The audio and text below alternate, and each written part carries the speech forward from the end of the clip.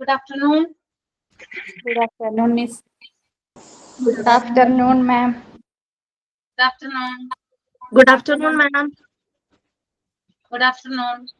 Good afternoon, ma'am. Good afternoon.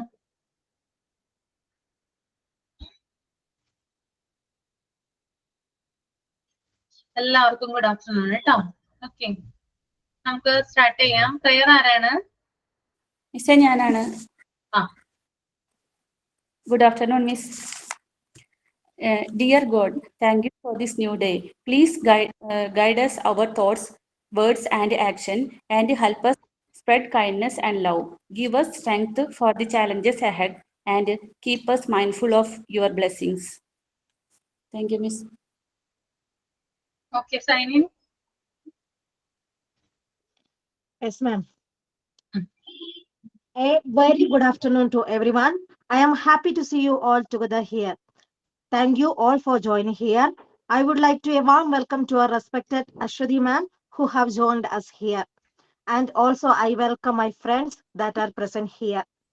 I hope you all enjoy this class and that turns out to be a great success. Once again, I welcome all of them to today's class. Thank you.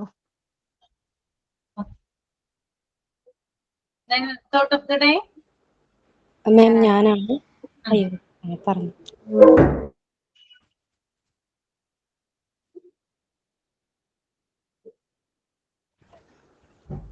Life is as if you were today, tomorrow. Learn as if you were to live forever. Mahatma Gandhi.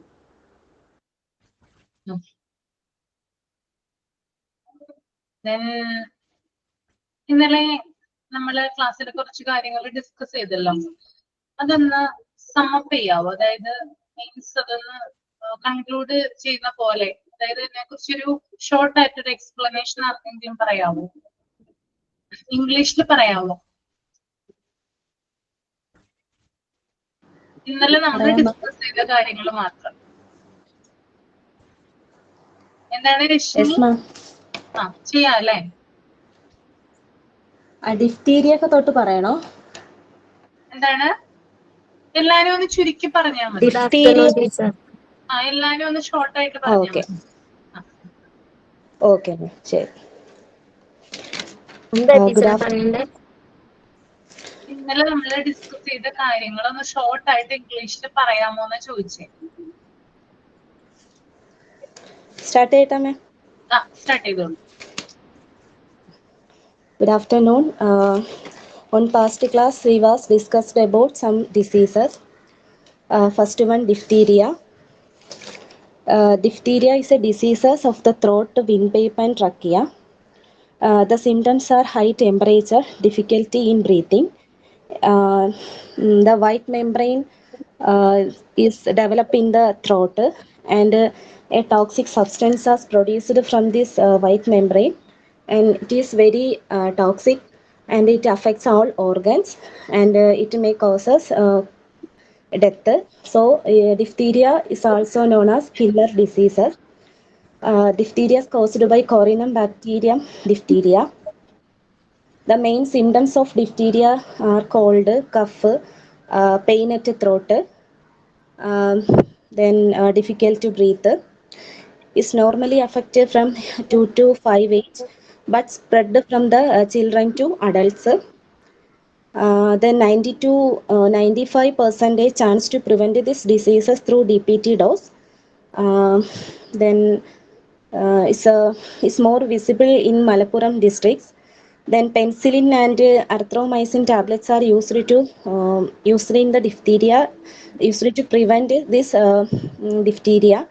Then erythromycin is the special tablet is prevent diphtheria. It's used in the 10 days. The next pertussis or whooping cough. It's affected the children below 5 years of age. Non-stop cough causes difficulty in breathing. The first stage have a temperature, then second stage have a continuous cough, then the last third stage red rashes is seen in the body, then slightly blue color in body, then difficulty in breathing, then blood shoot from the brain, then 7 to 40 days symptoms are seen in then bacteria enter nose to lungs. In pentavalent and DPT vaccine, T-TAP vaccines are taken to prevent pertussis. Next, tetanus, also known in Malayalam Kudirachalli. Tetanus, the germs enter the body through injuries and it attacks the nerve system. Then the symptoms, a state where the muscles of the body are tense, difficult in breathing, difficult to open the mouth. Then TT dose taken in the time of pregnancy. Next, poliomyelitis, also known as Pillavadam. It's caused by virus. Fever is the first sign, followed by the weakness of limbs. Sometimes paralysis of the whole body may result. It have no proper treatment, but its treatment is physiotherapy. Its defect may be permanent. Next, measles.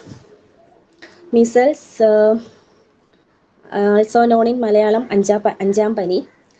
The first stage of measles have high temperature, then continues in the 5th day. Then red spots are seen in the body. The main symptoms of these measles are dehydration, have a red eye, cough. Then MR and MMR vaccines are taken. From 9 to 12 years, MR vaccines are taken. Then 50 to 18 MMR booster also taken. Then next, rubella. It affects the also young and children have low temperature, red rashes. It's spread by droplets. Then it's affect on children, also heart problems. Then also children have autism, diabetes. Then the rubella that is present at the birth because the child has heart problems. Then next, mumps. Mondineer, also known in Malayalam Mondineer. The virus is highly contagious and spread through respiratory droplets from coughing, sneezing, or talking. It affects parotid gland. Parotid gland is help to produce saliva. So then the side of cheek in swelling. Seen in April-May months due to heavy hot season. Then the first symptoms, pain at the side of ear, and it especially affect boys.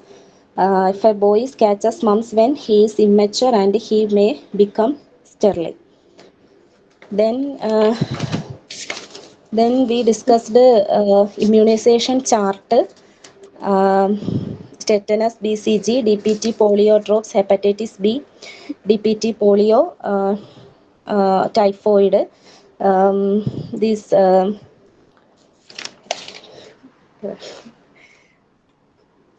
മതിയോ മാം? മതി നന്നായിരുന്നു കേട്ടോ. Okay, നമ്മൾ ഇന്നലെ health ചെക്കപ്പിനെ കുറിച്ചിട്ടാണ് പറഞ്ഞത്. കുറെ കാര്യങ്ങൾ ഹെൽത്ത് ചെക്കപ്പുമായിട്ട് പറഞ്ഞിട്ടുണ്ടായിരുന്നു.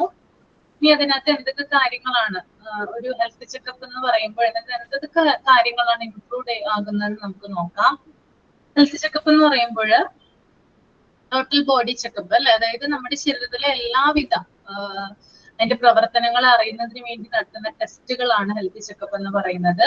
അതിനകത്ത് ഫസ്റ്റ് വരുന്നത് ബ്ലഡ് ആൻഡ് യൂറിൻ ടെസ്റ്റ് ആണ്. ഓക്കെ, നമ്മൾ ഏറ്റവും കോമൺ ആയിട്ട് ചെയ്യുന്ന ഒരു ടെസ്റ്റ് ആണ് ബ്ലഡ് ടെസ്റ്റ് അല്ലെങ്കിൽ യൂറിൻ ടെസ്റ്റ് എന്നൊക്കെ പറയുന്നത് അല്ലെ. അപ്പൊ ഹെൽത്ത് ചെക്കപ്പിൽ ആദ്യത്തേതാണ് blood and urine test. Okay, then second one ആണ് ലിപ്പിഡ് പ്രൊഫൈൽ. ഓക്കെ, ഓക്കെ, നമ്മുടെ കൊളസ്ട്രോൾ ഒക്കെ നോക്കുന്ന ടെസ്റ്റ് ആണ് അല്ലെ, ലിപിഡ് പ്രൊഫൈൽ എന്ന് പറയും. ദെൻ മൂന്നാമത്തേതാണ് കാർഡിയാക് സിസ്റ്റം. കാർഡിയാക് സിസ്റ്റം എന്ന് പറയുമ്പോൾ നമ്മുടെ ഹൃദയ സംബന്ധമായിട്ടുള്ള കാര്യങ്ങൾ അല്ലെങ്കിൽ നമ്മുടെ ചെസ്റ്റ് സംബന്ധമായിട്ടുള്ള കാര്യങ്ങൾ അറിയുന്നതിന് വേണ്ടിയിട്ട് നമ്മൾ എക്സ്റേ എടുക്കാറുണ്ട്, ECG എടുക്കാറുണ്ട്, അതുപോലെ തന്നെ എക്കോ എടുക്കാറുണ്ട്. ഓക്കെ, ഇത്തരത്തിലുള്ള കാര്യങ്ങളാണ് കാർഡിയാക് സിസ്റ്റത്തിൽ വരുന്നത്. Chest x-ray, then ECG, echo. Then അടുത്തത് അബ്ഡോമിനൽ എക്സാമിനേഷൻ ആണ്. അബ്ഡോമിനൽ എക്സാമിനേഷൻ എന്ന് പറയുമ്പോൾ അതിനകത്ത് USG വരും. USG എന്ന് പറഞ്ഞാൽ അറിയാലോ നിങ്ങൾക്ക്, അൾട്രാസോണോഗ്രഫി ആണ് USG എന്ന് പറയുന്നത്. അതായത് അബ്ഡോമിന്റെയും അതുപോലെ തന്നെ നമ്മുടെ പെൽവിസ് ഭാഗത്തിന്റെയും ഒക്കെ ക്ലിയർ പിക്ചർ കിട്ടുന്നതിന് വേണ്ടിയിട്ടാണ് ഈ ഒരു അൾട്രാസോണോഗ്രഫി ചെയ്യുന്നത്. ദെൻ അതുപോലെ തന്നെ thyroid function test. Thyroid function ടെസ്റ്റിൽ TSH നോക്കാറുണ്ട്. നമ്മൾ ഇപ്പൊ ഡോക്ടേഴ്സ് തൈറോയിഡ് ഉണ്ടെന്ന് ഡയഗ്നോസ് ചെയ്യാനായിട്ട് ഏതൊക്കെ ഫങ്ഷൻസ് ആണ് നോക്കുന്നത്? TSH നോക്കാറുണ്ട്, T3 നോക്കാറുണ്ട്, T4 നോക്കാറുണ്ട്. ഓക്കെ, ഈ 3 ടെസ്റ്റും കൂടിയാണ് എന്ത് ചെയ്യുന്നത്, തൈറോയിഡ് ടെസ്റ്റിന് ഒരാളെ വിധേയമാക്കുന്നത് കേട്ടോ. ഓക്കെ, അതുപോലെ തന്നെ കിഡ്നി ഫങ്ഷൻ പ്രോപ്പർ ആയിട്ട് പ്രവർത്തിക്കുന്നുണ്ടോ നോക്കുന്നതിന് വേണ്ടിയിട്ട് എന്താണ്, അതായത് യൂറിക് ആസിഡ് ലെവല് നോക്കാറുണ്ട്, പിന്നെ അതുപോലെ ക്രിയാറ്റിന്റെ ലെവല് നോക്കാറുണ്ട്. ഓക്കെ, പിന്നെ അതുപോലെ തന്നെ liver function test. Liver function test നമ്മളിപ്പോ ഫാറ്റി ലിവർ ഉള്ള വ്യക്തികളൊക്കെ ആണെങ്കിൽ സ്കാൻ ചെയ്ത് കഴിയുമ്പോൾ ഗ്രേഡ് 1, ഗ്രേഡ് 2, ഗ്രേഡ് 3 എന്ന് കാണാനായിട്ട് സാധിക്കും ഫാറ്റി ലിവർ ഉള്ള വ്യക്തികളാണെങ്കിൽ. അപ്പോ അങ്ങനെ കണ്ടു കഴിഞ്ഞാല് ശരീരത്തിന്, അതായത് നമ്മുടെ ലിവറിനെ എത്രത്തോളമാണ് ഈ ഒരു ഫാറ്റി ലിവർ ബാധിച്ചത് എന്നറിയാൻ വേണ്ടിയിട്ട് നടത്തുന്ന ടെസ്റ്റ് ആണെന്ത്, liver function test. Okay, blood ടെസ്റ്റിലൂടെയാണ് നടത്തുന്നത്. എന്നിട്ട് നോക്കുന്ന പ്രധാന കാര്യങ്ങൾ എന്ന് പറഞ്ഞാല് SGPT നോക്കാറുണ്ട്, SGOT നോക്കാറുണ്ട്, ബിലിറൂബിൻ നോക്കാറുണ്ട്. ആർക്കെങ്കിലും നോക്കിയിട്ടുണ്ടോ ഇതുവരെ? ലിവർ ഫങ്ഷൻ ടെസ്റ്റ് നടത്തിയിട്ടുണ്ടോ? ഇല്ല, ഇല്ലാതിരിക്കട്ടെ. അപ്പോ ഇത്തരത്തിലുള്ള SGPT, SGOT, ദെൻ ബിലിറൂബിൻ ഇത്തരത്തിലുള്ള ടെസ്റ്റുകൾ നടത്താറുണ്ട്.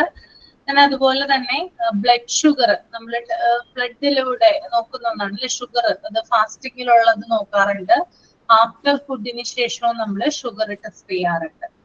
അതുപോലെ തന്നെ ഹെപ്പറ്റൈറ്റിസ് B ടെസ്റ്റ് നടത്താറുണ്ട്. ഓക്കെ, ഇതൊക്കെ ഹെൽത്ത് ചെക്കപ്പിൽ വരുന്നതാണ് കേട്ടോ, hepatitis B test. Then CT calcium, കാൽസ്യത്തിന്റെ എത്രയാണ് കാൽസ്യത്തിന്റെ അളവ് എന്ന് നോക്കാറുണ്ട്. അപ്പൊ ഇത്തരം കാര്യങ്ങളാണ് കോമൺ ആയിട്ട് ഹെൽത്ത് ചെക്കപ്പുകളിൽ വരുന്നത്. ഓക്കെ, അതുപോലെ തന്നെ സ്പെഷ്യൽ ആയിട്ട് എന്തെങ്കിലും ടെസ്റ്റുകൾ ഉണ്ടെങ്കിൽ അതും ഇതിനകത്ത് എന്ത് ചെയ്യാം, ആഡ് ചെയ്യാവുന്നതാണ്. ഓക്കെ, ഇപ്പൊ ഇത് ഞാൻ കോമൺ ആയിട്ടാണ് പറഞ്ഞത് ഇത്രയും കാര്യം. ഇനി കുട്ടികളുടെ ആരോഗ്യ പരിശോധനയായിട്ട് ബന്ധപ്പെട്ട് കുറച്ച് കാര്യങ്ങൾ ചേർക്കാനുണ്ട്. അതാണ് നമ്മുടെ ടെക്സ്റ്റിൽ മെയിൻ ആയിട്ട് പറയുന്നത്. കുട്ടിയുടെ ആരോഗ്യ പരിശോധന പതിവായി നടത്തുകയും ആരോഗ്യരേഖ സൂക്ഷിക്കുകയും വേണം എന്നാണ് പറയുന്നത് അല്ലെ. കുട്ടികളുടെ ആരോഗ്യ, അതായത് ഹെൽത്ത് കാർഡ് നിങ്ങളുടെ കയ്യിൽ ഇപ്പോഴും ഉണ്ടോ? എല്ലാവരും സൂക്ഷിക്കുന്നല്ലേ ഹെൽത്ത് കാർഡ് എന്ന് പറയുന്നേ? കുട്ടികളുള്ളവര് സൂക്ഷിക്കുന്നുണ്ടോ ഹെൽത്ത് കാർഡ്? ഉണ്ട്, സൂക്ഷിക്കുന്നുണ്ട് ഉണ്ടല്ലേ. എപ്പോഴാണ് നമുക്കത് കിട്ടുക ഫസ്റ്റ് ടൈം? പ്രഗ്നൻസി ടൈമില്, ആയിട്ടിരിക്കുന്ന സമയത്താണ് നമുക്ക് കുത്തിവയ്പ്പുകളുണ്ട്, ടെറ്റനസിന്റെ ഒക്കെ കുത്തിവയ്പ്പുകൾ നമുക്ക് എടുക്കാനുണ്ട്. അപ്പൊ അതൊക്കെ അതിനകത്താണ് രേഖപ്പെടുത്തുക. അപ്പോ ഈ ഹെൽത്ത് കാർഡ് കുട്ടിക്ക് നോർമലി കുട്ടിയുടെ 15 വയസ്സ് വരെയെങ്കിലും കൃത്യമായിട്ട് സൂക്ഷിച്ചു വെക്കണം അല്ലെ. 15 വയസ്സിൽ ലാസ്റ്റ് ഡോസ് എടുക്കുന്നത്, വാക്സിന്റെ ലാസ്റ്റ് ഡോസ് എടുക്കുന്നത്. അപ്പോ എന്ത് ചെയ്യാം, കുട്ടികളുടെ ആരോഗ്യ രേഖ പതിവായിട്ട് എന്ത് ചെയ്യണം, നമ്മള് മെയിൻറ്റെയിൻ ചെയ്തു പോകണം. പിന്നെ കുട്ടിയുടെ ഹെൽത്ത് ചെക്കപ്പിൽ ചില കാര്യങ്ങൾ വരുന്നുണ്ട്. അതിനകത്ത് ചില കാര്യങ്ങൾ ഉൾപ്പെടുന്നതാണ് കുട്ടി ആരോഗ്യവാനാണോ അല്ലെങ്കിൽ പ്രോപ്പർ ആയിട്ടാണോ അതിന്റെ ഹെൽത്ത് ഉള്ളതെന്ന് നമുക്ക് നോക്കാനായിട്ട് ചില ഇങ്ങനെയുള്ള കാര്യങ്ങൾ നമുക്ക് നടത്താവുന്നതാണ്. അതിനകത്ത് ഫസ്റ്റ് വരുന്നത് ജനറൽ അപ്പിയറൻസ് ആണ്. അതായത് കുട്ടികളുടെ മൊത്തത്തിലുള്ള ഒരു ഓവറോൾ ഒരു സ്ട്രക്ചർ എങ്ങനെയാണെന്ന് നോക്കാറുണ്ട്. ഒരു കുട്ടിയുടെ ശരീരഘടന എങ്ങനെയാണെന്ന് നോക്കും. അതുപോലെ തന്നെ ബോഡി സ്ട്രക്ചർ നോക്കാറുണ്ട്. പിന്നെ കുട്ടിയുടെ പൾസ് റെക്കോർഡിങ്, പിന്നെ ടെമ്പറേച്ചർ മെഷർമെന്റ്, പിന്നെ ഹൈറ്റും വെയിറ്റും, പിന്നെ റെസ്പിറേറ്ററി റേറ്റ്, അതുപോലെ തന്നെ chest and abdominal examination. Chest and abdominal examination, അതിന് ശേഷം നെക്ക്, അതുപോലെ തന്നെ ഐസ്, ഇയർ, നോസ്, ത്രോട്ട്, ഇതൊക്കെ teeth, hair, skin, nail, vision, hearing എന്നിവ വളരെ ക്ലോസ് ആയിട്ട് ഒബ്സർവ് ചെയ്യാറുണ്ട് അല്ലെ. അതായത് നമ്മളിപ്പോ കുട്ടികളെ കൊണ്ട്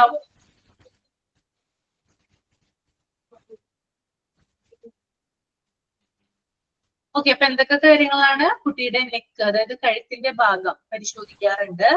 കണ്ണ്, കാഴ്ചയുണ്ടോ, അതായത് നല്ല രീതിയിൽ കാണാൻ പറ്റുന്നുണ്ടോ, പ്രോപ്പർ ആയിട്ടാണോ കുട്ടിക്ക് കാണാനായിട്ട് സാധിക്കുന്നത്. അതുപോലെ തന്നെ ചെവി കേൾക്കാൻ പറ്റുന്നുണ്ടോ, ഇയറിന് വല്ല പ്രോബ്ലം ഉണ്ടോ.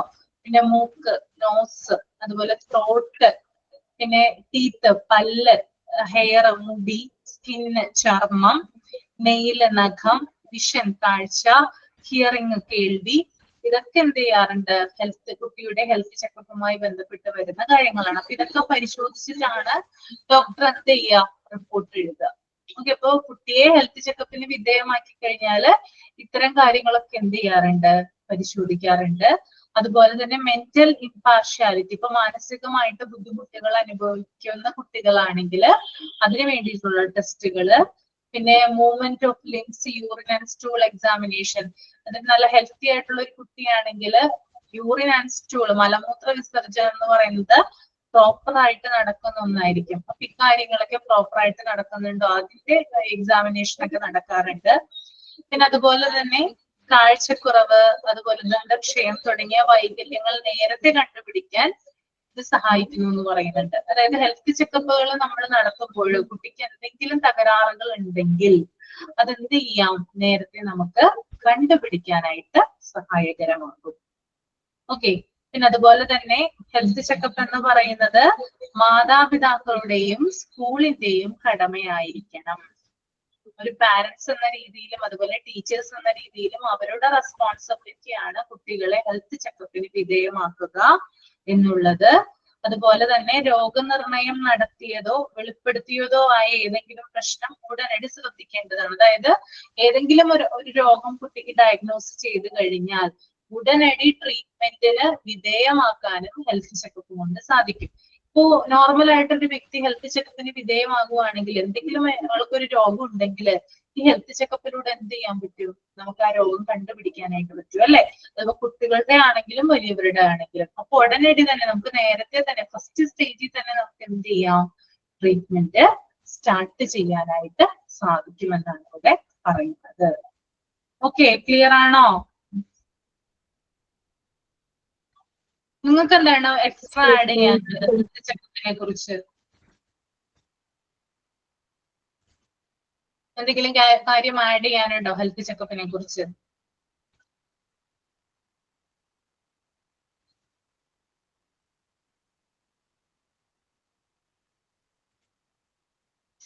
നിങ്ങളുടെ കുട്ടികൾക്ക് ഹെൽത്ത് ചെക്കപ്പ് നടത്തിയിട്ടുണ്ടോ, നടത്താറുണ്ടോ? എന്തൊക്കെയാണ് മോളെ ഹെൽത്ത് ചെക്കപ്പ് നടത്തിയപ്പോ ശ്രദ്ധിച്ചത്? ഒന്ന് എക്സ്പ്ലെയിൻ ചെയ്യാവോ? എക്സ്പീരിയൻസ് ഒന്ന് എക്സ്പ്ലെയിൻ ചെയ്യാവോ? ഹെൽത്ത് ചെക്കപ്പ് നടത്തിയത് ഹോസ്പിറ്റലിൽ കൊണ്ടുപോയിട്ട് കണ്ണ്, ഇയർ, ചെസ്റ്റ് അങ്ങനെയെല്ലാം നോക്കി. പിന്നെ മൂക്കിന് പാലത്തിന് എന്തെങ്കിലും വളവുണ്ടോ, അങ്ങനെ മൂക്കടപ്പ് ഉള്ള പനി കൂടെ വരുമായിരുന്നു. അപ്പം അത് അലർജി കൊണ്ടാണോ അതോ ഓൾറെഡി മൂക്കിന്റെ പാലം വളഞ്ഞിരിക്കുന്നോണ്ടാണോ, അങ്ങനെ എന്തെങ്കിലും പ്രശ്നമുണ്ടോ എന്നറിയാൻ എക്സ്റേ എടുത്ത് നോക്കിയപ്പോൾ കുഴപ്പമൊന്നുമില്ലായിരുന്നു. അത് ഓൾറെഡി അലർജിയുടെ പ്രശ്നമാണ്, മറ്റു വേറെ പ്രശ്നമൊന്നുമല്ല എന്ന് മനസ്സിലായി. പിന്നെ ചെസ്റ്റ് ഒക്കെ നോക്കി, എന്തെങ്കിലും ലങ്സ്, അലർജി കൂടുതലായിട്ടുള്ളവർക്ക് എപ്പോഴും കഫക്കെട്ടും ഒക്കെ കൂടുതലായിരിക്കുമല്ലോ. അപ്പൊ ലങ്സിനകത്ത് എന്തെങ്കിലും ബുദ്ധിമുട്ടുണ്ടോ, അങ്ങനെയൊക്കെ ഉണ്ടോ എന്ന് അറിയാനായിട്ടൊക്കെ നോക്കി. പിന്നെ പ്രത്യേകിച്ച് സംസാരത്തിന് എന്തെങ്കിലും, പിന്നെ അവര് നോക്കുന്നത് കുട്ടികളെ ഒറ്റയ്ക്ക് വിളിച്ചിട്ട് സംസാരിക്കും. എന്തെങ്കിലും അവർക്ക് മാനസികമായിട്ട് എന്തെങ്കിലും പ്രശ്നങ്ങൾ, മാനസികമായിട്ട് മീൻസ് വീട്ടിൽ എന്തെങ്കിലും അവർക്ക് ബുദ്ധിമുട്ടുണ്ടാക്കുന്നുണ്ടോ. കൂടെ അസുഖങ്ങൾ വരുന്ന കുട്ടികളാണെങ്കിൽ ഡോക്ടേഴ്സ് പറയുന്നത് അസുഖങ്ങളെക്കാട്ടിൽ കൂടുതൽ, ശാരീരികമായ ഒരു അസുഖത്തിനെക്കാട്ടിൽ കൂടുതൽ അവർക്ക് മെന്റലി എന്തെങ്കിലും ചെറിയ ഒരു ഇറിറ്റേഷൻസ് ഒക്കെ വന്നാലും അവരുടെ ബോഡി അതിൽ പ്രതികരിക്കുമെന്ന് പറഞ്ഞിട്ടുണ്ട്. അപ്പൊ നമ്മുടെ വീട്ടിൽ എന്തെങ്കിലും പ്രശ്നമുണ്ടോ, പഠിത്തത്തിലൊക്കെ പുറകോട്ട് പോകുമ്പോൾ അതൊക്കെ ശരിക്കും ബോഡിയെക്കാട്ടിലും കൂടുതൽ കുട്ടികൾക്ക് മെന്റലി ആണ് ഉണ്ടാവുന്നത്. അത് ആദ്യം നമ്മൾ കണ്ടെത്തണം. കണ്ടെത്തി ശാരീരികമായിട്ടുള്ള എന്തെങ്കിലും പ്രശ്നങ്ങളൊക്കെ ഉണ്ടോ എന്നൊക്കെ കണ്ടുപിടിക്കണം എന്നൊക്കെ പറഞ്ഞിട്ട്. പിന്നെ ബ്ലഡ് ടെസ്റ്റ് അങ്ങനെയെല്ലാം നോക്കും. ബ്ലഡ് ടെസ്റ്റും പിന്നെ ഹെഡിന്റെ വലിപ്പം, തലയ്ക്ക് ആ ഒരു പ്രായത്തിനേക്കാൾ കൂടുതൽ വളർച്ചയുണ്ടോ വലിപ്പം ഉണ്ടോ എന്ന് നോക്കും. പിന്നെ ഹൈറ്റ്, പ്രായത്തിന്റെ അനുസരിച്ച് ഹൈറ്റ് ഉണ്ടോ, വെയിറ്റ് ഉണ്ടോ, പിന്നെ വയറൊക്കെ നോക്കും. വയറൊക്കെ ക്രമാതീതമായി അതിലും വീർത്തിട്ടാണോ എന്ന് അതും അവര് നോക്കാറുണ്ട്. പൊതുവെ ഒരു നോർമൽ സൈസിലാണോ കുട്ടികളുടെ വയറ്, അങ്ങനെ ഒരുപാട് വലിയ വയറൊക്കെ ഉണ്ടാകുകയാണെങ്കിൽ അതൊക്കെ നമ്മൾ കൊണ്ട് കാണിക്കണം. കുട്ടികൾ ഫുഡൊക്കെ കഴിച്ചു കഴിയുമ്പോൾ ഭയങ്കരമായിട്ട് വീർത്ത്, ചിലർ നമ്മൾ വിചാരിക്കും കുട്ടികൾ നന്നായിട്ട് ഫുഡ് കഴിച്ചിട്ടായിരിക്കും എന്നൊക്കെ വിചാരിക്കും. ഫുഡ് കഴിച്ച ഉടനെ വയറ് വീർക്കുന്ന ഒരവസ്ഥ ചില കുട്ടികളിൽ കാണാറുണ്ട്. അന്നേരം അത് ഗ്യാസിന് നമ്മൾ വിചാരിക്കും അത് വയറ് കുഞ്ഞു നല്ലതായിട്ട് കഴിച്ചിട്ടാണ്. പക്ഷെ അതൊന്നും ആയിരിക്കത്തില്ല. അവർക്ക് അബ്ഡമിൽ, സ്റ്റൊമക്കിലൊക്കെയോ അല്ലെങ്കിൽ കുടലിലോ ഒക്കെ എന്തെങ്കിലും രോഗങ്ങളൊക്കെ ഉണ്ടെങ്കിലും അങ്ങനെയൊക്കെയുള്ള ഒരു സാധ്യതയുണ്ട്. അതൊക്കെ നമ്മൾ ശ്രദ്ധിക്കണം. വയറ് വീർക്കുന്നുണ്ടോ, അങ്ങനെയൊക്കെ ഡോക്ടേഴ്സ് ഒക്കെ പറഞ്ഞിട്ടുണ്ട്. Okay, thank you. വേറെ ആർക്കെങ്കിലും എന്തെങ്കിലും പോയിന്റുകൾ ആഡ് ചെയ്യാനുണ്ടെങ്കിൽ ഇവിടെ ഷെയർ ചെയ്യാവുന്നതാണ് കേട്ടോ. ഇപ്പൊ ദീപ പറഞ്ഞില്ലേ, അതുപോലെ എന്തെങ്കിലും കാര്യങ്ങൾ ഉണ്ടോ നിങ്ങൾക്ക് പറയാനായിട്ട്?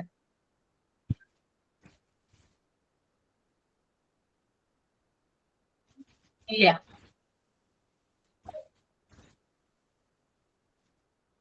ഓക്കെ, അപ്പൊ നമുക്ക് എന്റെ പെണ്ണ് അങ്ങനെ വലിയ ഇതായിട്ട് വർത്താനം പറയില്ലായിരുന്നു. അതായത് വർത്താനം പറയുന്ന ചില വാക്കുകളൊന്നും കിട്ടില്ലായിരുന്നു.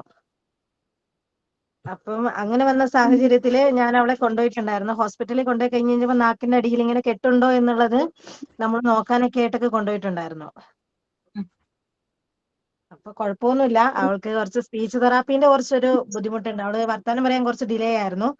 അപ്പം വലിയ കാര്യമായിട്ട് കാണുന്നില്ല. നമുക്ക് മലയാളം ലെറ്റേഴ്സ് അവള് കണ്ടമാനം അങ്ങനെ ഉച്ചരിക്കുന്നില്ല. കുറെയൊക്കെ കുറെ അക്ഷരങ്ങളെല്ലാം പറയുന്നില്ല, ക്ലിയർ ആവുന്നില്ല. അപ്പൊ അതിന്റെ ആ ഒരു ഇതായിട്ട് കാണിച്ചു കഴിഞ്ഞപ്പം കെട്ടില്ല, നാക്കിന്റെ ഒരു ടൈ വന്നിട്ടില്ല. പക്ഷെ കുറച്ച് സ്പീച്ച് തെറാപ്പീന്റെ കുറച്ചൊരു ബുദ്ധിമുട്ട് അത് കൊടുക്കേണ്ടി വരും എന്നൊക്കെ പറഞ്ഞ് അങ്ങനെ ഒരു ഇതുണ്ടായിരുന്നു. അന്ന് അവളുടെ പല്ലൊക്കെ നോക്കി, നല്ല പല്ലാണ്. പിന്നെ വിഷൻ, അതായത് കാഴ്ച നോക്കിയിട്ടുണ്ടായിരുന്നു. പിന്നെ അവർ കളിക്കുന്നത് എത്രത്തോളം കളിക്കുന്നുണ്ട്, അവരുടെ മെന്റൽ സ്റ്റെബിലിറ്റി എങ്ങനെയാണ്, വർത്താനം പറയുന്നത് എന്തെല്ലാം പറയുന്നുണ്ട് എന്നൊക്കെ അന്ന് നോക്കിയിട്ടുണ്ടായിരുന്നു ചെക്കപ്പ് ചെയ്യാൻ നേരത്ത്. പിന്നെ തലയുടെ ഹെഡ്, അതിന്റെ അളവുകൾ എടുത്തിട്ടുണ്ടായിരുന്നു. തലയുടെ നമ്മുടെ ഹൈറ്റ്, വെയിറ്റ്, അങ്ങനെ എല്ലാം എടുത്തിട്ടുണ്ടായിരുന്നു. അന്നാണ് കൂടുതലായിട്ടും ചെക്കപ്പിനായിട്ട് പോയിട്ടുണ്ടായിരുന്നത്. Okay okay.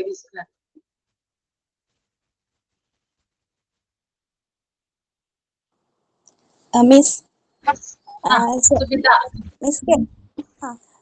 ഞങ്ങളുടെ അടുത്ത് റിലേറ്റീവ് തമ്മിലാണ് മാരേജ് കഴിച്ചത്. അപ്പൊ അവർക്ക് ഉണ്ടായ കുട്ടിക്ക് ശരിക്കും വളർച്ച ഉണ്ടാവുന്നില്ല. പിന്നെ തല ഇത്തിരി കൂടി നോർമലിനേക്കാളും സൈസ് കൂടി വരിക, അങ്ങനെ ഒരു പ്രോബ്ലം ഉണ്ടായി. എന്നിട്ട് ഒരു 3 വയസ്സായപ്പോഴും ആ കുട്ടിക്ക് തീരെ വളർച്ച വരുന്നില്ല. പക്ഷെ തലയാണെങ്കിൽ നോർമലിനേക്കാളും അങ്ങനെ വലുതായി വരിക.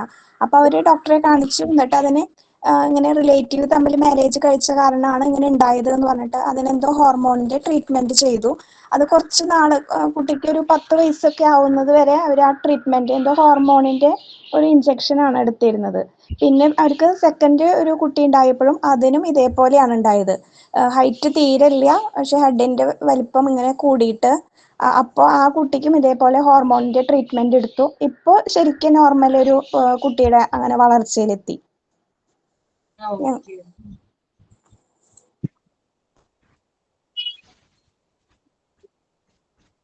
ഇതുമായി ബന്ധപ്പെട്ട എന്തെങ്കിലും എക്സ്പീരിയൻസ് ഉണ്ടെങ്കിൽ ഷെയർ ചെയ്യാട്ടോ. നിങ്ങൾക്ക് മറ്റുള്ളവർക്കും കൂടുതൽ അതിനെ കുറിച്ച് അറിവ് കിട്ടും. അതിന് വേണ്ടിയിട്ടാണ് എക്സ്പ്ലെയിൻ ചെയ്യാൻ പറയുന്നത്. എന്റെ മോൾക്ക് അതുപോലെ തന്നെ മിസ്, എന്റെ മോൾക്ക് അതുപോലെ തന്നെ ബ്ലഡില് ഒരു 6 മാസം തൊട്ടേ ഇങ്ങനെ ബ്ലഡ് ടെസ്റ്റ് ചെയ്തേരം ഹീമോഗ്ലോബിന്റെ അളവ് വല്ലാണ്ട് കുറവേനു. അപ്പം ഇത് കണ്ടിന്യൂ ആയിട്ട് നമ്മൾ ഒരു ഡോക്ടേഴ്സ് പറയുന്ന ആ പീരീഡ് അനുസരിച്ച് അതിൻ്റെ ട്രീറ്റ്മെൻറ്റ് എടുത്ത് പിന്നെ അത് നോർമലായിട്ട് വരികയായിരുന്നു. ഇപ്പം ഇപ്പൊ ഓക്കെ ആണോ? കുഴപ്പമൊന്നുമില്ല. ഇപ്പം ഓക്കെയാണ്. ഇപ്പോഴും ട്രീറ്റ്മെന്റിലാണോ? അല്ല ഇപ്പം ട്രീറ്റ്മെന്റ് ഇല്ല. ഇപ്പം ചെറുതിൽ നല്ല കുറവുണ്ടായിരുന്നു. അപ്പോൾ ഡോക്ടേഴ്സ് പറഞ്ഞ അത് ആ പീരീഡ് അനുസരിച്ചിട്ട് നമ്മളത് പിന്നെ സിറപ്പെല്ലാം കൊടുത്ത് ഓക്കെ ആയി.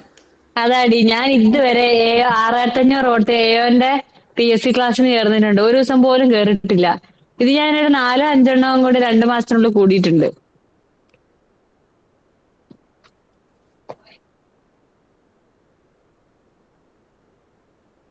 അഞ്ജലി ഇവിടെ പറഞ്ഞതാണോ?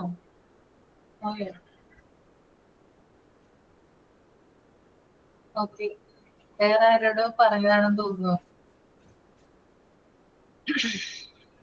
ദീപയ്ക്ക് എന്തെങ്കിലും പറയാനുണ്ടോ? മിസ്സേ ഞാൻ പറഞ്ഞപ്പോ വിട്ടുപോയതാണേ. അപ്പൊ ഇപ്പൊ പറഞ്ഞതിന് മുമ്പ് ഒരാൾ വന്ന് പറഞ്ഞില്ലേ സംസാരിക്കാനുള്ള ഒരു ബുദ്ധിമുട്ട് കുട്ടിക്ക് ഉണ്ടായിരുന്നു എന്നുള്ളത്. ഞാനപ്പോ അത് ഷെയർ ചെയ്യുന്നത് അതൊന്ന് ശ്രദ്ധിക്കാൻ വേണ്ടിയിട്ടാണ്. എന്റെ കുഞ്ഞ് ഒരു 2 വയസ്സൊക്കെ ആയപ്പം സംസാരിക്കാൻ അവൻ താമസിച്ചായിരുന്നു. 2 വയസ്സ് കഴിഞ്ഞാണ് സംസാരിക്കാൻ തുടങ്ങി. പക്ഷെ സംസാരിക്കാൻ തുടങ്ങിയപ്പോഴത്തേക്കും ഭയങ്കര ഓവർ സംസാരമായിരുന്നു. നമ്മള് വലിയവരും തോറ്റു പോകുന്ന രീതിയിലുള്ള സംസാരമായിരുന്നു. കലുകുലു കലുകുലാന്നുള്ള സംസാരമാണ്. എല്ലാവരോടും അവൻ ആരെയോ ആദ്യമായിട്ട് കാണുന്നു അവരുമായിട്ട് ഭയങ്കര സംസാരം. അങ്ങനെ ഒരു 3 വയസ്സായപ്പോ ഞാൻ അംഗൻവാടി വിട്ടു. അംഗൻവാടി വിടുന്ന ആ ഒരു ടൈം വരെ ഭയങ്കര സംസാരമായിരുന്നു. അവന് 3 വയസ്സായപ്പോഴായിരുന്നു കൊറോണ വന്നപ്പോൾ നമ്മൾ ഒരു 10 ദിവസം അംഗൻവാടി വിട്ടുള്ളൂ. ആ അംഗൻവാടി വിടുന്ന അത്രയും ദിവസം അവൻ നല്ലതായിട്ട് സംസാരിക്കുമായിരുന്നു. കൊറോണ വന്ന് 10 ദിവസമായപ്പോ പിന്നെ വീട്ടിൽ അടച്ചിട്ടു. പിന്നെ നമ്മൾ വീട്ടിൽ പുറത്തേക്കൊന്നും പോവാതെ വീടിനുള്ളില് കിച്ചൺ ഹാള് സിറ്റൗട്ട് ആ ഒരു ഇതിലോട്ടായി. അവനെ മൊത്തത്തിൽ അടച്ചിടുമായിരുന്നു നമ്മള്. അടച്ചിട്ട് ആകെ കൂടെ ഒരു ഇതുള്ളതെന്ന് പറഞ്ഞാൽ ടി വി ഫോണ് ഇത് ഭയങ്കരമായിട്ടും യൂസ് ചെയ്തു. എപ്പോഴും യൂസ് ചെയ്തു. അങ്ങനെയായി ഒരു 6 മാസമൊക്കെ ആയപ്പോഴത്തേന് പെട്ടെന്ന് സംസാരിക്കാതായി കുട്ടി. ഒന്നും സംസാരിക്കാതായി. എന്തെങ്കിലും സംസാരിക്കണമെങ്കിൽ ഭയങ്കര വിക്ക്. അമ്മ എന്ന് പറയണമെങ്കിൽ പോലും കുറേ പ്രാവശ്യം എടുത്തിട്ടൊക്കെ പറയാം. ഞങ്ങള് ഭയങ്കരമായിട്ട് പേടിച്ചു പോയി. പിന്നെ ആരുണ്ടെങ്കിലും ഇവൻ സംസാരിക്കത്തില്ല. ഞാൻ മാത്രം ഉണ്ട് ആ വീട്ടിൽ, ഞാനും മോനും മാത്രമാണെങ്കിൽ ഇവൻ എന്തും സംസാരിക്കും.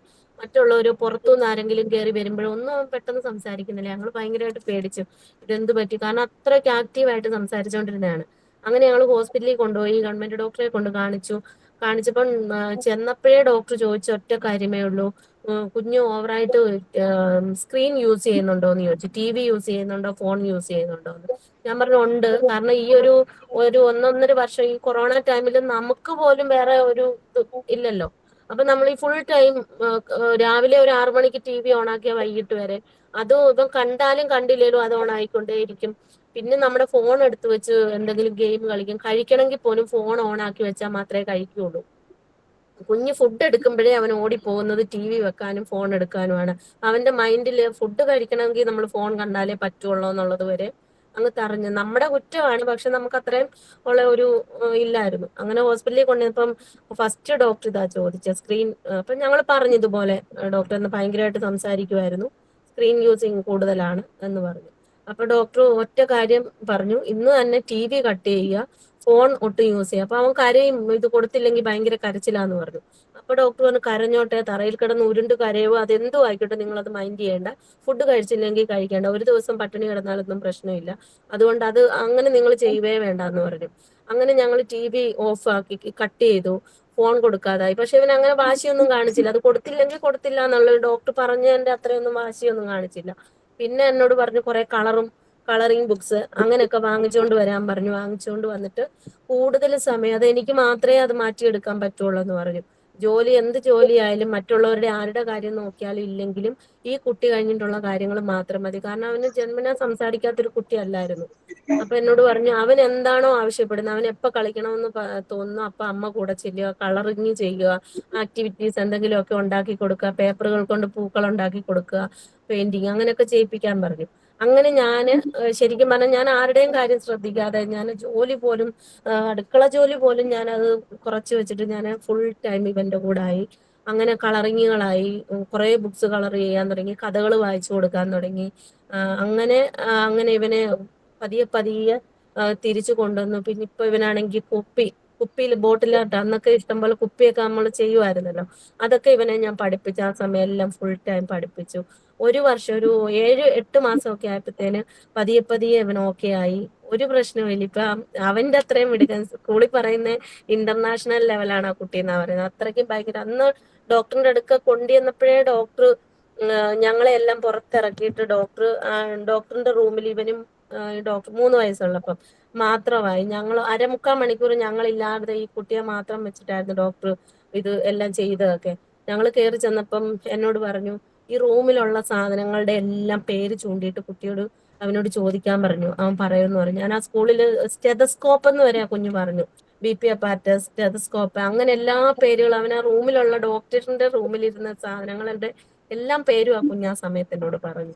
ഡോക്ടർ പറഞ്ഞു അവനൊരു പ്രശ്നവും ഇല്ല. ഈ സ്ക്രീൻ യൂസ് ചെയ്ത് ബ്രെയിനിൽ ഇത് ഭയങ്കരമായിട്ടും അങ്ങ് ഇതാക്കിയിട്ട് ഇവര് ഒരു ക്യാരക്ടറായിട്ട് മാറി എന്ന് പറഞ്ഞു. അങ്ങനെ ഇവന് കൂടുതലും ഈ ബാലവീറും അങ്ങനെയൊക്കെയുള്ള ആക്ഷനൊക്കെ ചെയ്യാനൊക്കെ തുടങ്ങിയായിരുന്നു. അവൻ ആ ഒരു ലെവലിലേക്കൊക്കെ എത്തിയായിരുന്നു. പക്ഷെ ഇപ്പൊ കുഴപ്പമൊന്നുമില്ല. സ്പീച്ച് തെറാപ്പി ഒന്നും ഞങ്ങൾ ചെയ്തില്ല. ഞാൻ ഇത്ര കാര്യങ്ങൾ ഡോക്ടർ എന്ത് പറഞ്ഞോ അത് കറക്റ്റ് ഡോക്ടറിന്റെ അടുക്ക കൊണ്ടുപോയി ആക്ടിവിറ്റീസ് ചെയ്യിപ്പിച്ചു. ഇപ്പൊ തന്നെ കുപ്പിയൊക്കെ കിട്ടിയ എല്ലാം പെയിന്റ് ചെയ്ത് വെക്കും, ചെടികളൊക്കെ നടും, എല്ലാ കാര്യങ്ങളും അവൻ ചെയ്യും. ഇപ്പം അവന് 8.5 വയസ്സായി. ഇനി 3-ലോട്ടാവും പഠിക്കുന്നത്. അങ്ങനെ അതെല്ലാം മാറി. ആ ഒരു വിക്കും പ്രശ്നങ്ങളും എല്ലാം മാറി. അപ്പൊ ഞാൻ ഇപ്പൊ ഇത് ഇത്രയും സമയം എടുത്തിട്ട് പറഞ്ഞാണെങ്കിലും നമ്മുടെ ഗ്രൂപ്പിൽ എല്ലാവർക്കും കൊച്ചു കുട്ടികളൊക്കെ ഉണ്ട്. അപ്പം ശരിക്കും പറഞ്ഞാൽ അവര് എന്തായാലും നമ്മൾ സ്ക്രീൻ യൂസ്, ഫോൺ ഒട്ടും കൊടുക്കരുത്. TV 1 മണിക്കൂറൊക്കെ ആണെങ്കിൽ നമുക്ക് അത്യാവശ്യം ഉപയോഗിക്കാൻ കൊടുക്കാം. പക്ഷെ ഫോണ് ഒരു കാരണവശാലും കൊടുക്കല്ല. ഞങ്ങളിപ്പോ അങ്ങനെ ഫോൺ കൊടുക്കാറില്ല. ഫോൺ ഇപ്പൊ അവനങ്ങനെ എവിടെയെങ്കിലും ഇരുന്നാ തിരിഞ്ഞു നോക്കത്ത് പോലും ഇല്ല. അവനങ്ങനെ ഒരു കാര്യമേ വേണ്ട ഫോണ്. പിന്നെ TV ആണെങ്കിലും കുറച്ച് സമയമൊക്കെ കാണിക്കും. അങ്ങനൊന്നും ഇപ്പൊ ചെയ്യാറേ ഇല്ല. അതുകൊണ്ട് അവൻ ഓക്കെ ആയി. Okay. Thank you Deepa, share ചെയ്തതിന് കേട്ടോ. ഓക്കെ.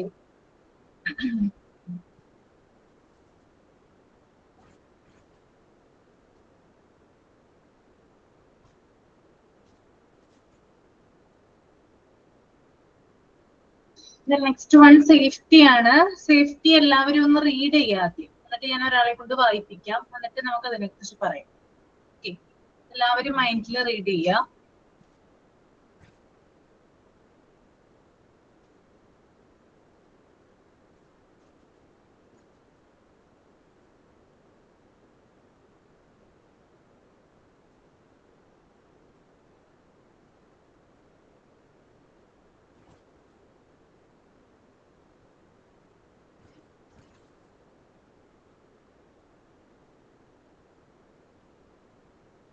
വായിച്ചു അല്ലേ?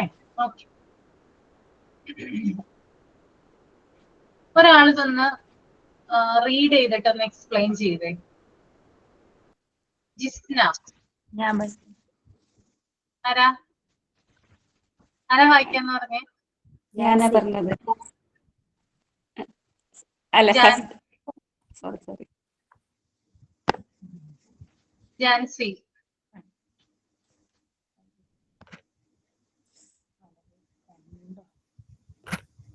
റീഡ് ചെയ്യാൻ റെഡിയാണോ? വായിക്കാം മിസ്. ഓക്കെ.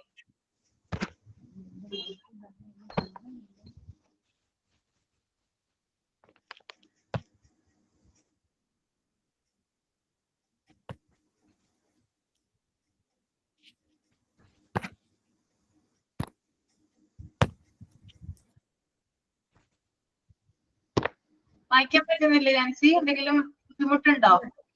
ഒരു തടസ്സം വന്നു മിസ്. ഞാൻ ചെയ്യാം മിസ്. ശരി, റാണി ചെയ്യുമെന്നല്ല. റാണി ചെയ്യൂ. ജാൻസിയെ കൊണ്ട് ഞാൻ പിന്നെ വായിപ്പിക്കാം.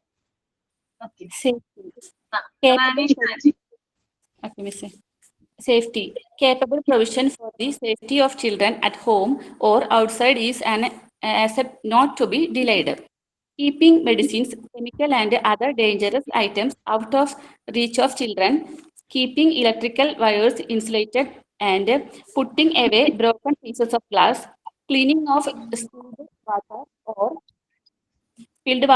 or oil on the floor, etc., are important steps towards safety. First aid measures should be available instantly. Moreover, care should also not be allowed to play risky games or burn fireworks alone.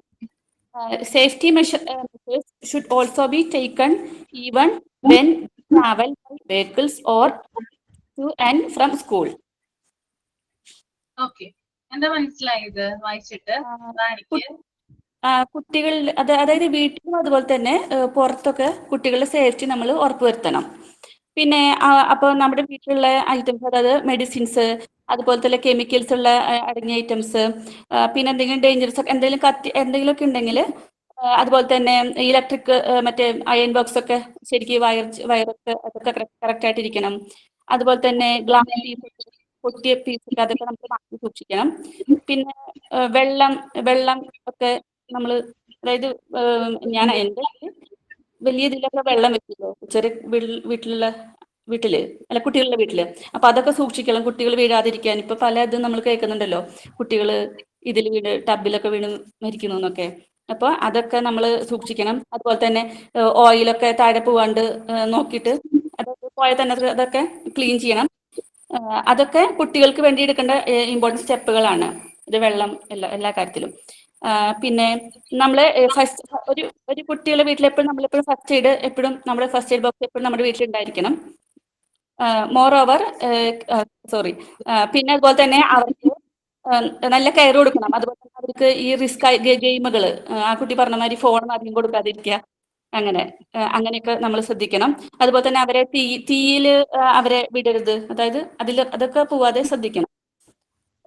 തീയുള്ള items, അതായത് അടുപ്പിൻ്റെ അവിടെ പോവാതെ ശ്രദ്ധിക്കുക, അങ്ങനെയൊക്കെ. പിന്നെ കുട്ടികളെ നമ്മൾ കൊണ്ടുപോകുമ്പോൾ, വെഹിക്കിൾസിൽ കൊണ്ടുപോകുമ്പോൾ അവർക്ക് അതുപോലെ തന്നെ ഹെൽമെറ്റ് ഒക്കെ വെക്കുക, അവരെ സൂക്ഷിക്കുക സ്കൂളിൽ പോകുന്ന സമയത്ത്. ഞാൻ അറിയുന്ന കാര്യം അത്രയേ ഉള്ളൂ കേട്ടോ. എനിക്ക് ശരിക്കും പറയാനൊന്നും അറിയില്ല, ഞാൻ പറഞ്ഞതേ ഉള്ളൂ. കുട്ടികളുടെ സേഫ്റ്റിയുമായി ബന്ധപ്പെട്ടിട്ടുള്ള കാര്യങ്ങളാണ് റാണി ഇപ്പൊ പറഞ്ഞത്. ഇത് കൂടാതെ എന്തെങ്കിലും ആഡ് ചെയ്യാനുണ്ടോ നിങ്ങൾക്ക്? സേഫ്റ്റി ഉണ്ട് മാം. എന്തൊക്കെയാ? ഇപ്പൊ നമ്മൾ പറഞ്ഞു മറ്റേ സ്കൂളിലേക്ക് പോകുന്ന വാഹനങ്ങളിലുള്ള സേഫ്റ്റി. അത് മാത്രമല്ല, നമ്മൾ റോഡിൽ കൂടെ നടന്നു പോകുമ്പോഴാണെങ്കിലും നമ്മൾ എപ്പോഴും കുട്ടികളുടെ കൈ പിടിച്ചിട്ട് വേണം നടന്നു പോകാനായിട്ട്. കൈ മുറുക്ക ഹോൾഡ് ചെയ്തിട്ടുണ്ടായിരിക്കണം.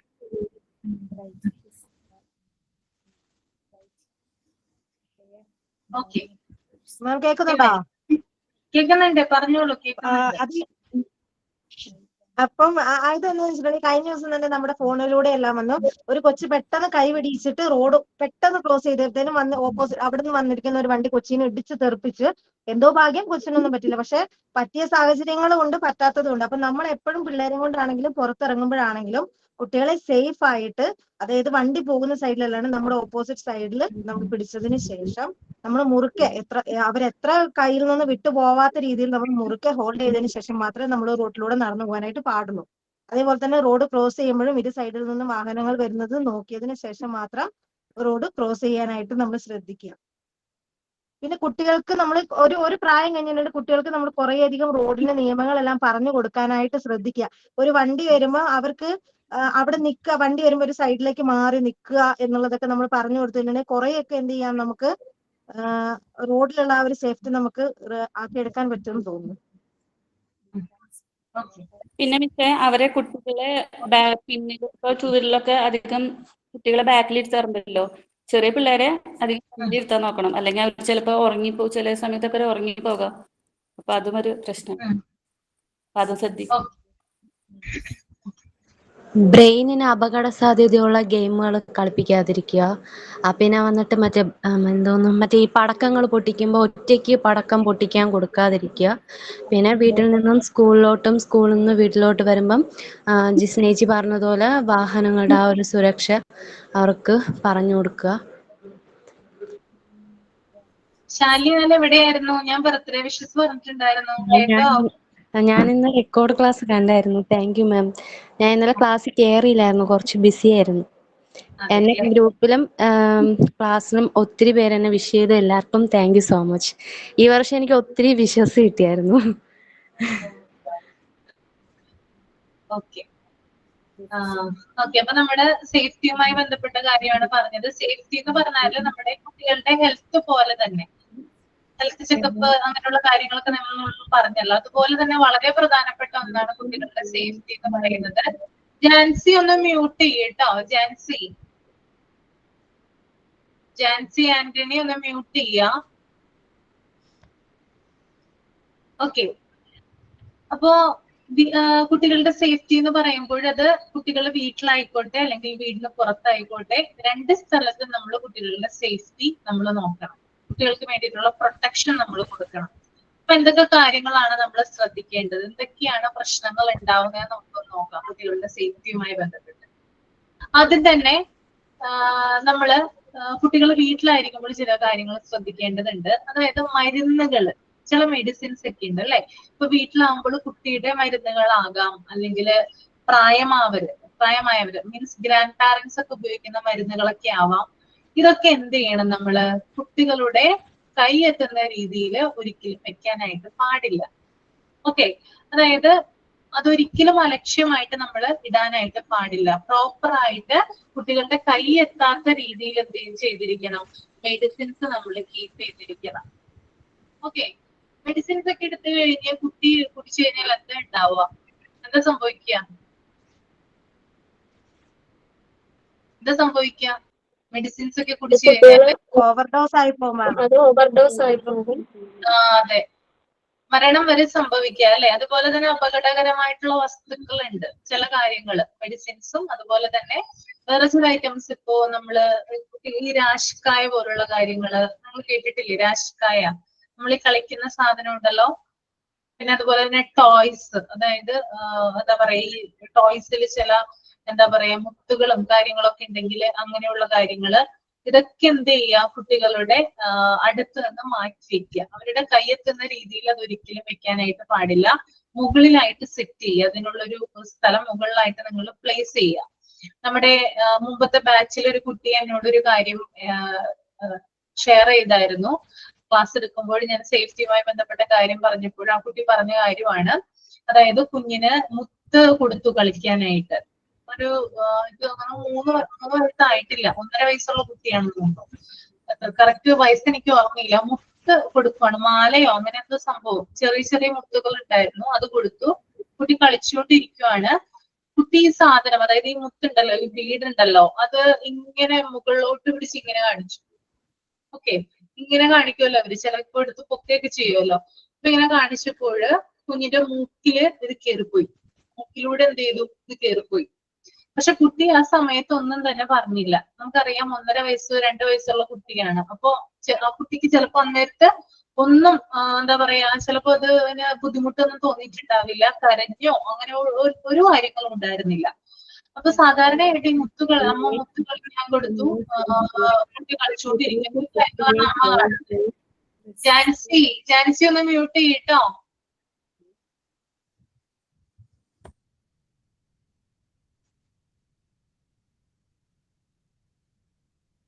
ഓക്കെ, കുറച്ച് നാളുകൾക്ക് ശേഷം കുട്ടിയുടെ മൂക്കിൽ നിന്ന് ഭയങ്കരമായിട്ട് മണം വരാനായിട്ട് തുടങ്ങി, ഒരു ബാഡ് സ്മെല്ല്. അതുപോലെ തന്നെ മൂക്കിൽ നിന്ന് വെള്ളം വരാനും തുടങ്ങി. അപ്പൊ ഇവര് കുറെ ഡോക്ടേഴ്സിനെ കാണിച്ചു, അലർജി സ്പെഷ്യലിസ്റ്റിനെ കാണിച്ചു, പൾമണോളജിസ്റ്റിനെ കാണിച്ചു, അങ്ങനെ കുറെ അധികം ഡോക്ടേഴ്സിനെ കാണിച്ചു. അപ്പൊ അവര് വേണ്ട രീതിയിലുള്ള ടെസ്റ്റുകളും കാര്യങ്ങളൊക്കെ നടത്തി. പക്ഷെ ഒന്നും തന്നെ കണ്ടുപിടിക്കാനായിട്ട് പറ്റിയില്ല. അലർജിയുടെ ആണെന്ന് വിചാരിച്ചിട്ട് കുറെ കാലം അലർജിയുടെ മരുന്ന് കഴിച്ചു. പക്ഷെ ഈ സ്മെല്ല് മാറുന്നില്ല, ഒരു കെട്ട മണമാണ് വരുന്നത്. അതുപോലെ തന്നെ കുട്ടിക്ക് എപ്പോഴും എന്താ പറയാ, തലയുടെ ഭാഗത്ത് വേദന എടുക്കുന്നു എന്ന് പറയുന്നുണ്ടായിരുന്നു. ആ ഒരു പ്രശ്നം ഉണ്ടായിരുന്നു. അങ്ങനെ ഏകദേശം 1 വർഷക്കാലത്തോളം ഈ കുട്ടി ആ മുത്തു അവിടെ, അതായത് ഈ മുത്ത് വന്നിരിക്കുന്നത് ഈ സൈഡില്, മൂക്കിന്ന് ഇങ്ങനെ പോയിട്ടുള്ള സാധനം, ഈ രണ്ട് നമ്മുടെ പിരികം ഉണ്ടല്ലോ, അതിന്റെ ഈ ഒരു സൈഡിലായിട്ടാണ് മുത്ത് വന്നിരിക്കുന്നത്. അങ്ങനെ 1 വർഷത്തോളം ഈ കുട്ടി അത് വെച്ചുകൊണ്ടിരുന്നു. അവര് കുറെ ഡോക്ടേഴ്സിനെ കാണിക്കല്ലാതെ യാതൊരു പ്രയോജനം ഉണ്ടായില്ല. കുറച്ച് നാള് കഴിഞ്ഞപ്പോൾ അവര് തൊട്ടടുത്തുള്ള ക്ലിനിക്കിൽ അവര് കൊണ്ടുചെന്നു ഒരു ഡോക്ടറെ കാണിക്കാനായിട്ട്. അപ്പോ ഡോക്ടർ കാര്യമായിട്ട് പരിശോധനകളൊക്കെ നടത്തി. ആ പരിശോധനയ്ക്ക് ഒടുവിലാണ് പറയുന്നത്, ഒരു മുത്ത് കുഞ്ഞിന്റെ നെറ്റിയുടെ ഭാഗത്തായിട്ട് കുടങ്ങി കിടപ്പുണ്ട്. അതുകൊണ്ടാണ് കുട്ടിയുടെ മൂക്കിൽ ഈ സ്മെല്ല് വരുന്നത്, അതുപോലെ കുട്ടിക്ക് തലവേദന ഉണ്ടാവുന്നു എന്ന് പറഞ്ഞു. ഓക്കെ, അപ്പൊ നിങ്ങളൊന്ന് ഓർത്ത് നോക്കി, ആ കുഞ്ഞ് എത്ര നാളാ വേദന അനുഭവിച്ചിട്ടുണ്ടാവും അല്ലെ? പക്ഷെ അതിന് പറയാനായിട്ട് സാധിക്കുന്നില്ല. അതിനറിയാം അവനത് പറ്റിച്ച്, അതിന് എക്സ്പ്രസ് ചെയ്യാൻ പറ്റില്ലല്ലോ, എന്താണ് വിവരിക്കാൻ പറ്റില്ലല്ലോ എന്താണ് എനിക്ക് പറ്റിയത് അമ്മേന്ന്. ആ സമയം ആയിട്ടില്ലല്ലോ. അപ്പൊ ഈ കാര്യം എന്തുകൊണ്ടായിരിക്കാം സംഭവിച്ചേ?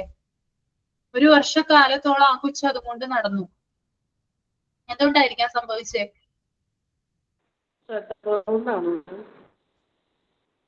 എന്താണ്?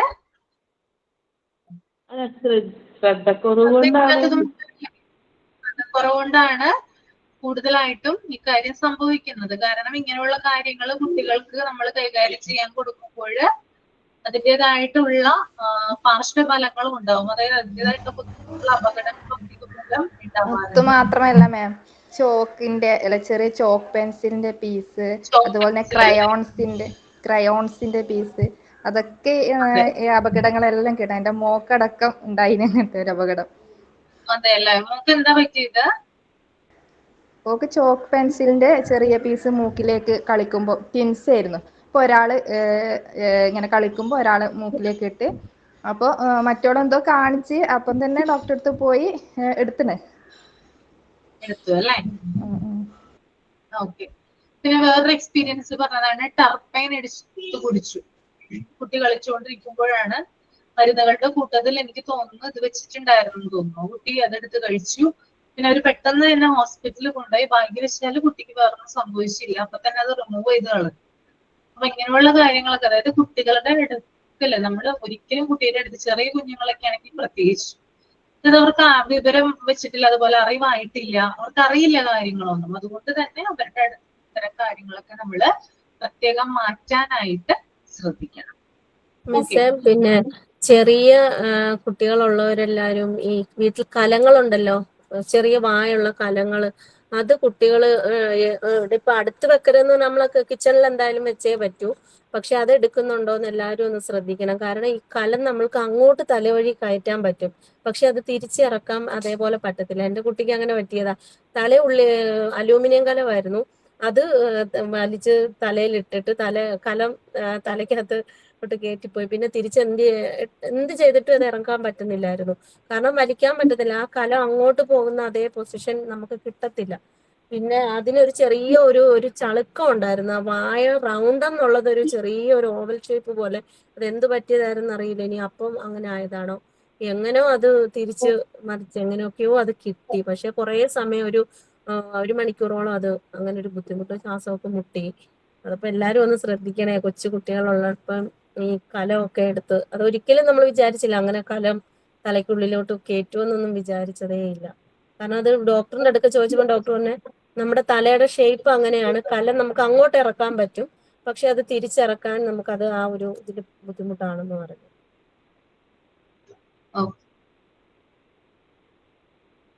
പിന്നെ അതുപോലെ തന്നെ എന്താണ് ജിസ്ന, ഈ റൂമിന്റെ ഉള്ളിലൊക്കെ കയറിയിട്ട് പിള്ളേര് വാതിൽ കുറ്റിയിടും, പക്ഷെ അവർക്ക് തിരിച്ചത് ഓപ്പൺ ചെയ്യാൻ അവർക്ക് അറിയത്തില്ല. എന്റെ പെണ്ണിന് അങ്ങനെ പറ്റിയിട്ടുണ്ട്. അവള് മറ്റേ ബാത്റൂമിന്റെ ഉള്ളിൽ കയറിയിട്ട് ഡോറ് എന്തോ കാണിച്ചത് കുറ്റി അങ്ങിട്ടു, പിന്നെ എന്ത് ചെയ്തിട്ട് തുറക്കാൻ അറിയത്തില്ല. അങ്ങനെ ഞങ്ങൾ പിന്നെ കുറെ പറഞ്ഞ് അതിന്റെ ഉള്ളിൽ കിടന്ന് കരച്ചിലായി, ബഹളമായി. പിന്നെ അത് കഴിഞ്ഞിട്ട് സമാധാനത്തിൽ പറഞ്ഞ് അതിങ്ങനെ വലിക്ക് നീക്ക് എന്നൊക്കെ പറഞ്ഞ് എങ്ങനെയൊക്കെയൊക്കെ അവസാനം തുറന്നു. അല്ലെങ്കിൽ തല്ലി പൊട്ടിക്കാലോ എന്ന് വിചാരിച്ചോണ്ടിരുന്നതായിരുന്നു. അങ്ങനത്തെക്കൂട്ടും പ്രശ്നങ്ങളുണ്ട് പിള്ളേർക്ക്.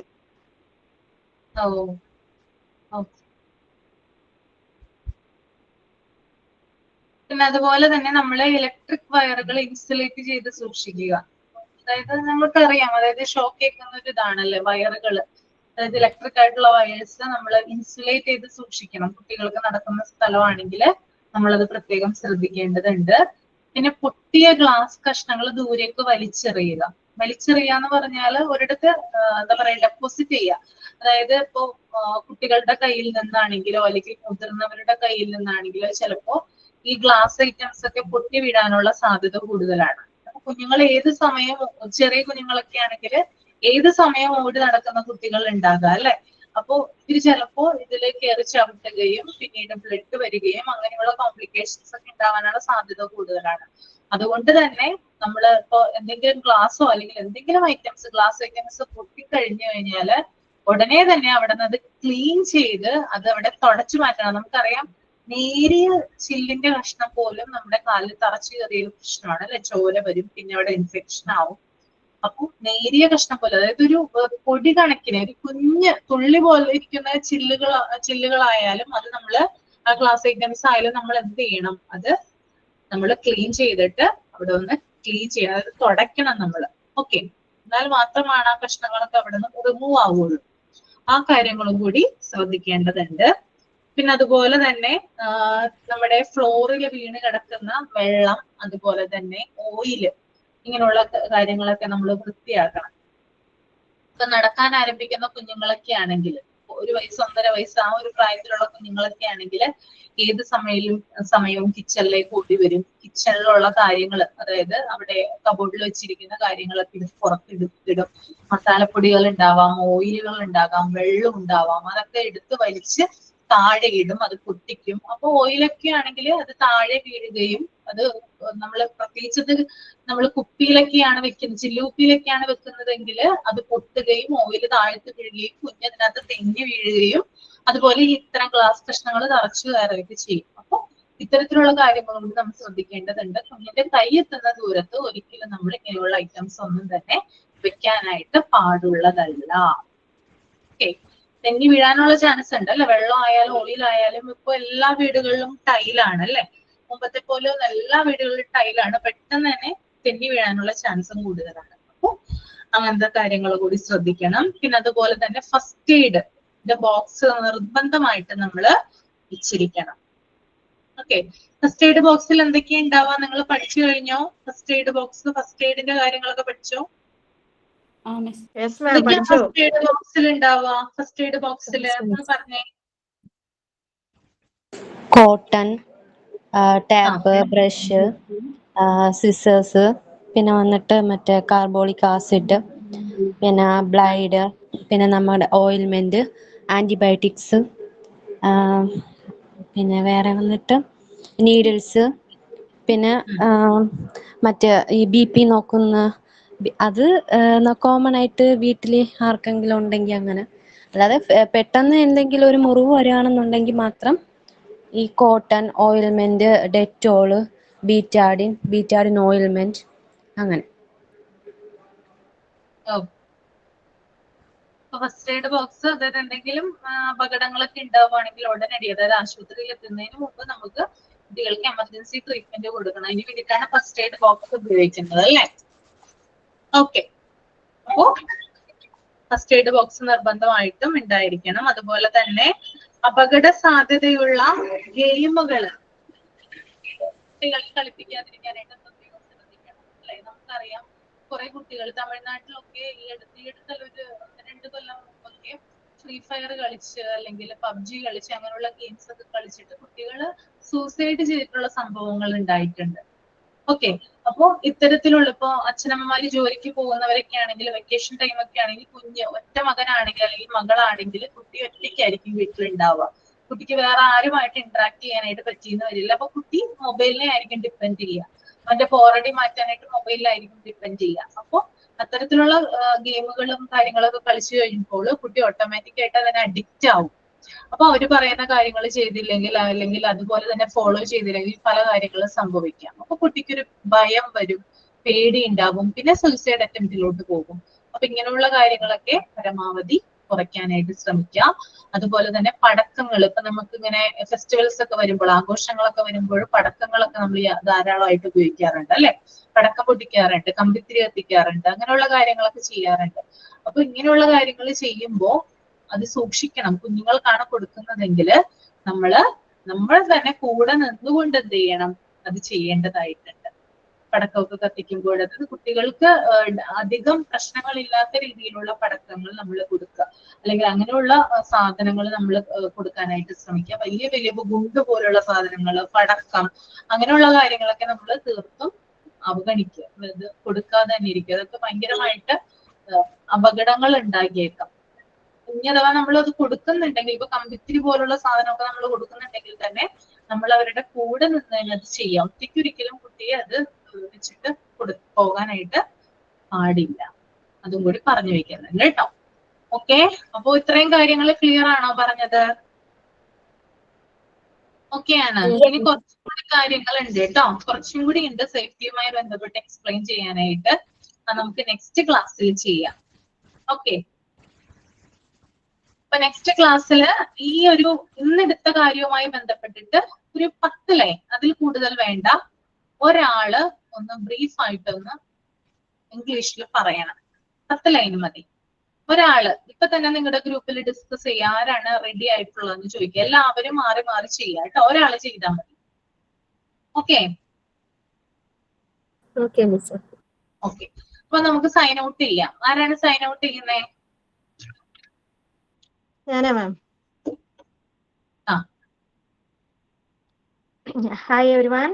Thank you for your attention and participation in class today. I believe we have all learned something new. I hope you all found this lesson helpful. I would like to express my gratitude to Ashwati ma'am for this dedication and guidance.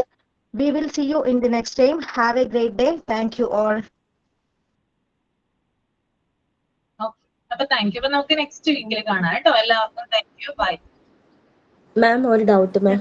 Hello ma'am, എന്താണ്? Assignment immunisation ചാർട്ടിലാണോ അതോ നമ്മൾ സാധാ assignment പേപ്പറിലാണോ ചെയ്യുന്നത്? എങ്ങനെയാ, ചാർട്ടിലാണോ? നമ്മൾ ചാർട്ടിൽ ചെയ്യാം, അല്ലെങ്കിൽ നിങ്ങൾക്ക് അതിനെ പറ്റിയില്ലെങ്കിൽ, അതിന് ചാർട്ട് വാങ്ങിക്കാൻ ബുദ്ധിമുട്ടുള്ളവരുണ്ടെങ്കിൽ പേപ്പർ ചെയ്താൽ മതി. എന്താ മോൻ ചോദിക്കാം മിസ് എന്നാണോ ടീച്ചർ എന്നാണോ അമ്മ വിളിക്കുകയാണ്. എന്താണ് മിസ് എന്നാണെന്നോ? എനിക്ക് മനസ്സിലായില്ല. മോൻ ഇപ്പൊ ചോദിക്കുക അമ്മ മിസ് എന്നാണോ ടീച്ചർ എന്നാണോ വിളിക്കുന്നേന്ന് ടീച്ചറിനെ. ഓ, അങ്ങനെ ചോദിക്കാണ് അല്ലേ? Okay okay. ഇതാണ് ഞാൻ പറഞ്ഞ ആള്. ഹായ്. ഭക്ഷണം കഴിച്ചോ? കഴിച്ചു. എന്താ കഴിച്ചത്? ചോറ്. ചോറ് കഴിച്ചു. കറി എന്തായിരുന്നു? കറി സാമ്പാർ. സാമ്പാറാണോ അമ്മ തന്നത്? നല്ല കുട്ടിയാണ് കേട്ടോ. അവന് ഏറ്റവും ഇഷ്ടം സാമ്പാറാ. സാമ്പാറാണ്. ഓക്കെ ഓക്കെ ശരി ശരി. ഓക്കെ ഓക്കെ, അപ്പൊ നമുക്ക് നെക്സ്റ്റ് ക്ലാസ്സിൽ കാണാം കേട്ടോ. Okay, thank you. Thank you. Thank you, ma'am.